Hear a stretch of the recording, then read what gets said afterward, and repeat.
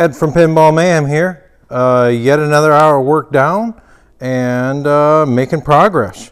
So last time I talked about my next step was to try to remove the rest of that adhesive, which I did. I laid it flat so the adhesive side was up. I used acetone on there. It did go down to the primer. That's okay. There's still a little bit of residue here and there. I'll hopefully address that with the orbital when I'm doing my final prep. I got my square finish sander out, and first then I wiped down the inside of everything. This cabinet, inside and outside. This cabinet, of course, doesn't look perfect. I'll fix that.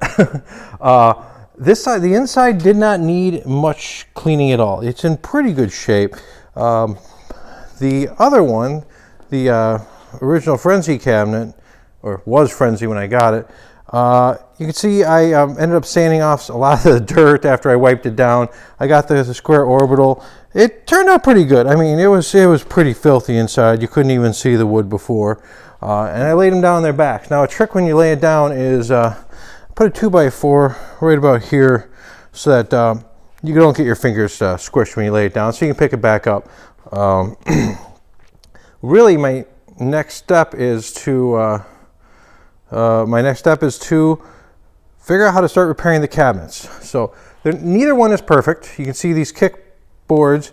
Kind of interesting. There's this board here.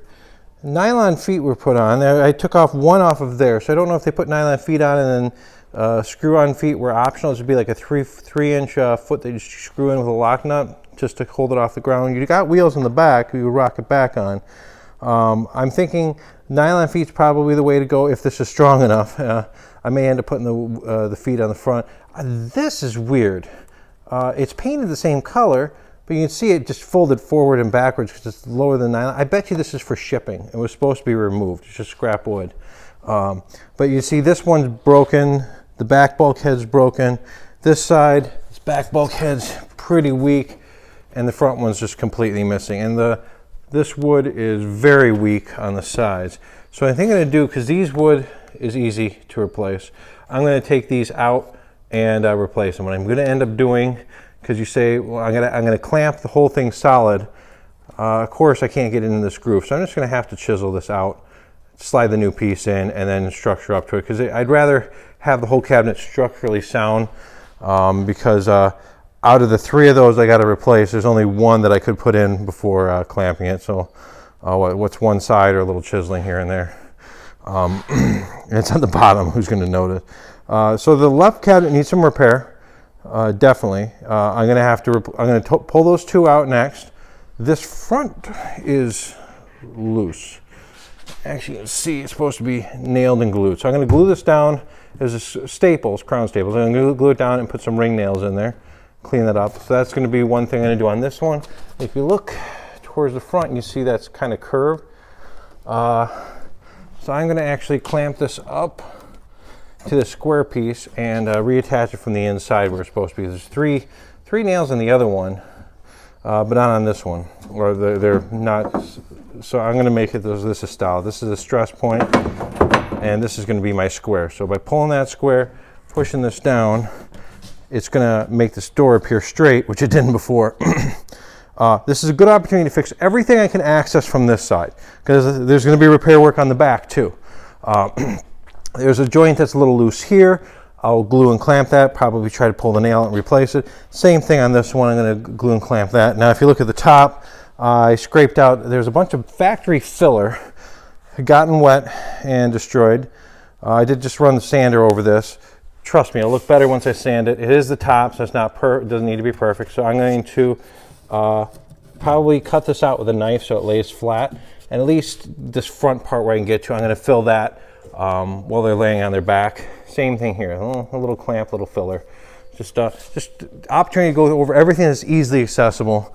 I could get, when I'm gluing this one's going to need the sides glued. So when I'm gluing this together, it's like, yeah, it would be nice to get glue on the inside, but I'd rather have glue run down the inside.